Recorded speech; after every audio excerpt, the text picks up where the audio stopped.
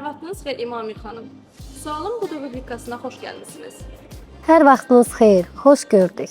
Aziya Robot Education hansı məqsədlə yaradıldı və bu günə qədər ən böyük nailiyyəti nədir? AziRobot Education 2021-ci ildən yaradılmışdı və robototexnika, mühəndislik və proqramlaşma mərkəzi kimi fəaliyyət göstərmişdi. Mərkəzimizdə şagirdlər 5 yaşından ta 19 yaşına qədər və tələbələr dərslər keçirlər. Hal-hazırda filialımızda 17 modul üzrə, yəni bunların içində Niabot, Spike, mexatronika, mühəndislik, dron mühəndisliyi, kiber təhlükəsizliyi və s. IT sahəsində dərslər verilir. Digər sualımızı ünvanlamaq istəyərdim. Azərbaycandakı robototexnika yarışlarının səviyyəsini necə qiymətləndirirsiniz? Hər il hansı istiqamətdə inkişaf görürsünüz? Düşünürəm ki, Azərbaycanda robototexnika, mühəndislik, IT sahəsində kifayət qədər yarışlar var, ancaq ki, onların sayını artırmaq lazımdır. Çünki şagirdlər aldığı bilikləri praktiki olaraq olimpiyadalarda, yarışlarda sınamalıdırlar və bunu həm əylənərək öyrənməlidirlər. Ondan da başqa yarışların, olimpiyadaların xeyri ondan ibarətdir ki, beynəlxalq yarışlarda, yəni nə qədər təcrübə çox qazansalar, beynəlxalq yarışlarda şagirdlərimiz, tələbələrimiz özlərini itirməyəcəklər, özlərini daha sərbəst hiss edəcəklər və əlbəttə ki, uğurlar, nailiyyətlər qazanmağa kömək olacaq. Yarışlar Azərbaycanda keçirilməlidir və sayıları artırılmalıdır. Təşəkkür edirəm. Digər sualımı ünvanlamaq istəyərdim. Beynəlxalq yarışlarda iştirak zamanı komandalarımızın qarşılaşdığı əsas çətinliklər nələrdir?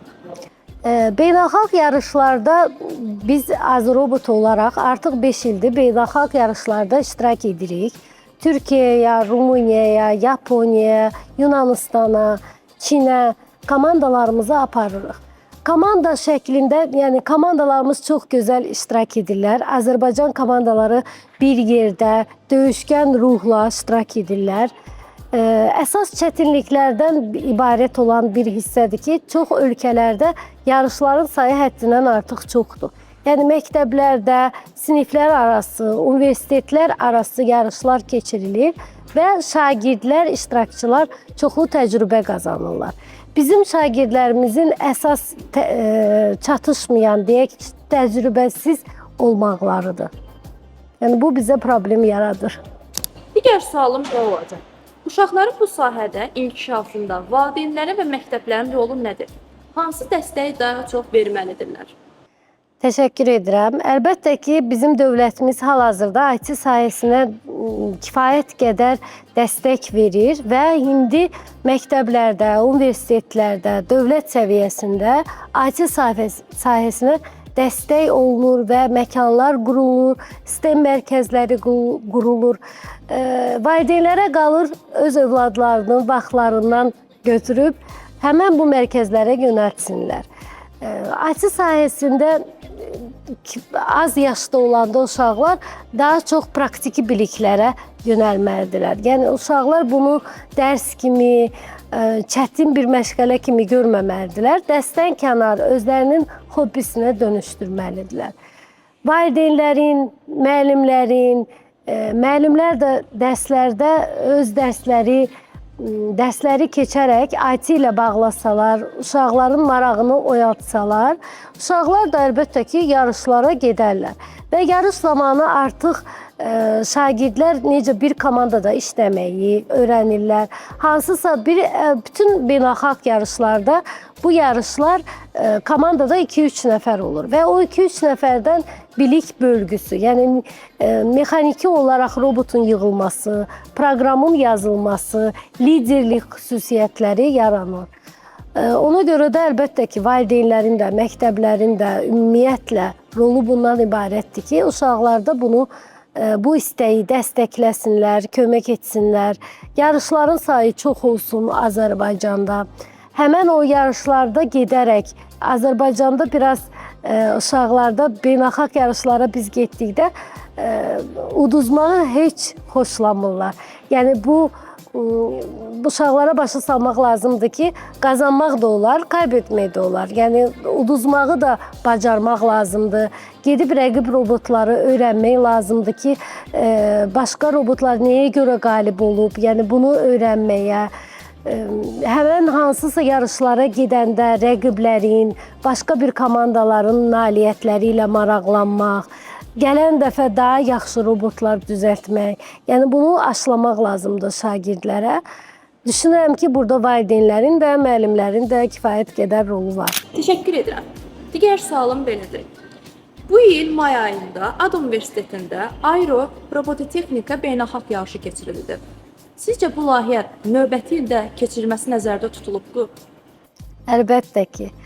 Çox sevindirici haldır ki, Aero Azərbaycan International Robotics Olimpiyat beynəlxalq sertifikatlı lisenziyalı yarışmadır və bu il AD Universitetində keçirildi. Bu yarışma 7 kateqoriya üzrə nəzərdə tutuldu və ümumi olaraq 282 iştirakçı ilə, 42 mentorla, xaricdən gələn komandalarla və münsiflərlə başa keçdi.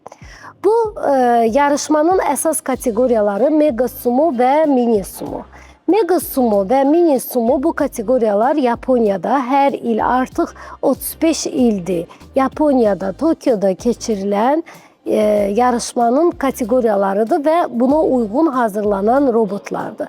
Adından da bəlli olur ki, sumo. Yaponlar öz mədəniyyəti olaraq sumo oyunlarını robotlara qoyublar və artıq 35 ildir xüsusi qaydalarla bu robotları hazırlayırlar. Azrobot artıq 3 ildir bu robotlarla tanışdı və öz mərkəzlərimizdə uşaqlara bu robotların yığılma qaydalarını və döyüş qaydalarını öyrədirik. Rumuniyada 2023-cü ildə Rumuniyada Azrobot komandası Avropa çempionu oldu və Yaponiyaya sertifikat, hüquq, lisenziya qazandı ki, Yaponiyada, Tokyoda Azərbaycanı təmsil etsin.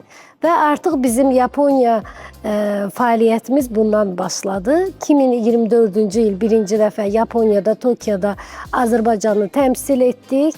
2025-ci ildə Gənclər İdman Nazirliyinin sponsorluğu ilə, dəstəyi ilə artıq ikinci dəfə biz Azərbaycanı təmsil edəndə Azərbaycan komandası 4-cü yeri qazandı və 100.000 yen qazandı. Artıq bütün dünyanın robotçuları arasında, sırasında Azərbaycan robotçuları da, Azərbaycan gəncləri də oldu. İndi hal-hazırda 4 və may ayında Aero keçiriləndə belə bir elan olundu ki, Aeroda Mini Sumo və Mega Sumo qalibləri Gənclər İdman Nazirliyinin dəstəyi ilə üzümüzə gələn dekabrın 4-dən 11-nə qədər Tokyoda Azərbaycanı təmsil edəcəklər. Aeronun qalibləri gedəcək Azərbaycanı təmsil eləməyə, ancaq Aeronun ikinci sezonu 2026-cı ildə artıq hazırlama planları başlayıb. Aero 2026 yenə də may ayında olacaq, çünki düşünürəm ki, həm yaz, həm uşaqlara kifayət qədər hazırlıq üçün vaxt verilir. May ayının indi sizdən birinci dəfə deyirəm, 29-u, 30-u, 31 may. Yəni bu 3 günü Aero olacaq. Məkan olaraq hələlik biraz sir saxlayıram. Aero barəsində məlumatı aero.az, yəni saytdan artıq almaq olar. Aero beynəlxalq lisenziyalı yarışmadır. Yenə də bu yarışmada iştirak edən şagirdlər, komandalar növbəti il 2026-cı il dekabrda yenə də Gənclər İdman Nazirliyinin dəstəyi ilə Azərbaycanı təmsil edəcəklər. Bu il Aero 12 kateqoriya ilə şagirdlərin önünə qoyulub və artıq noyabrın 1-dən qeydiyyat başlayıb.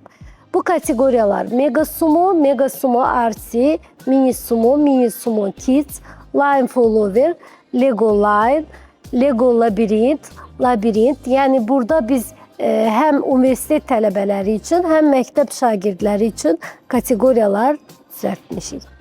Çox sağ olun, təşəkkür edirik İmamil xanım, təklifimizi qəbul edib gəldiyiniz üçün.